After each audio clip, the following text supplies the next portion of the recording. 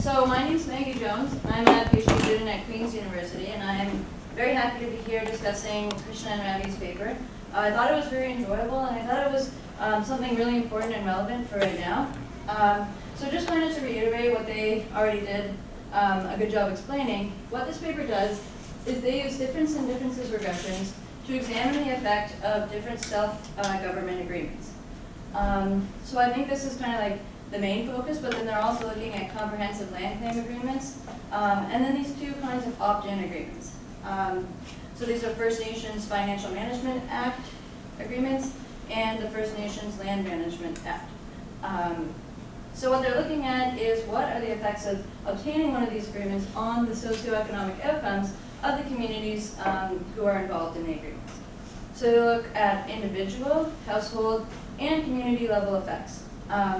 And I think that Krishna and Ravi did a much better job than I'm going to do at kind of giving a broad overview of those effects. So what I want to do is just kind of highlight some things that I thought was interesting. So as they mentioned, they look not only at men and women, but they look at people who are of Aboriginal and non-Aboriginal identity, as well as people who identify or who are registered status Aboriginals compared to those who are non-registered status Aboriginals. So one thing that I thought was quite interesting in this paper was that these self-government agreements tended to raise incomes more for Aboriginal people than for non-Aboriginal people. So I was kind of wondering, can we think of this then as inequality reducing? And if we want to promote a policy like trying to decrease inequality, is this how we can kind of think of these self-government agreements? And then on the other hand, in regards to the comprehensive land claim agreements, these tended to raise incomes more for non-Aboriginal people than for Aboriginal people. So can we think of these as sort of inequality increasing? And not, I mean, these are just kind of questions that I had. Is this another way we could think of these policies? And then what's interesting to me is that there were these positive community level effects. So we not only see these individual income effects, but when we're looking more at a community level, we see both SGAs and CLCAs are associated with positive community level effects for the whole community, as well as just for the Aboriginal population. And this isn't just for the community well-being scores, but it's also for the individual components. So they mentioned housing, labor, income, education.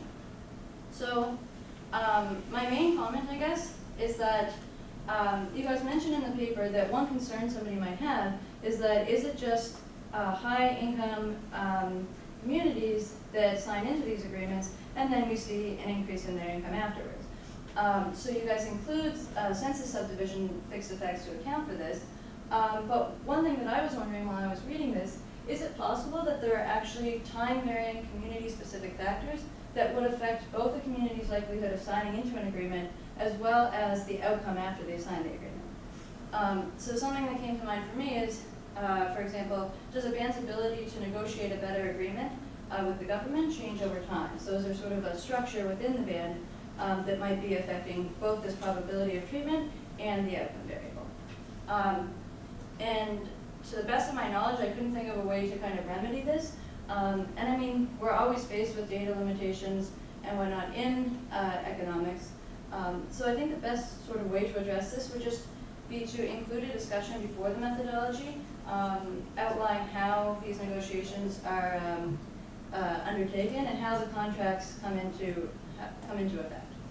And that would just give the reader a little bit of background on whether or not maybe this is an issue or maybe it's not an issue at all. And then my minor comments, I think this is going to look a lot like Enki's presentation, was that maybe consider, for the socioeconomic side of things, consider potentially looking at the Aboriginal People Survey.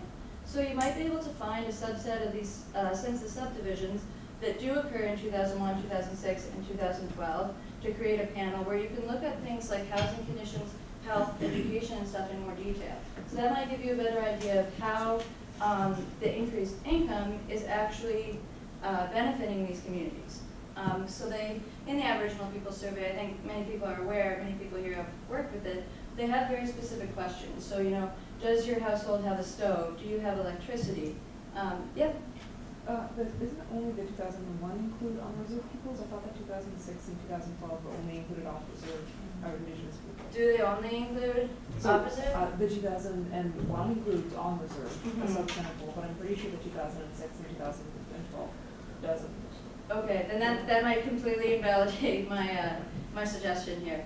Maybe I mean, I guess there's nothing really you can do between the 1991 and the 2001 just because it's 10 years, and I think there could be so many other things going on that it would be difficult to attribute any changes to the policy. So it might be then worth looking into. So I guess only the census subdivisions that get treated they include a reserve. Are there any cases where you have census subdivisions that get treated that aren't reserves that might be included in the 2006 and 2012? Or is that? The entire north, Okay, well, it might be, and any area that hasn't been treated on. so it might be worthwhile just to look at that, just to get an idea of how the money is being spent. If we get an increase in income, is it benefiting in terms of the socioeconomic conditions? And then just a quick note on inference. I think in the paper you mentioned that you cluster, or that you use robust standard errors, but I was wondering if at the individual level you might want to use clustered standard errors at the CSD level.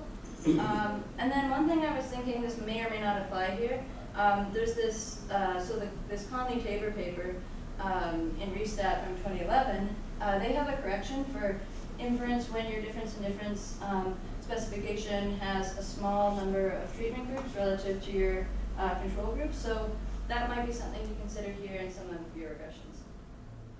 And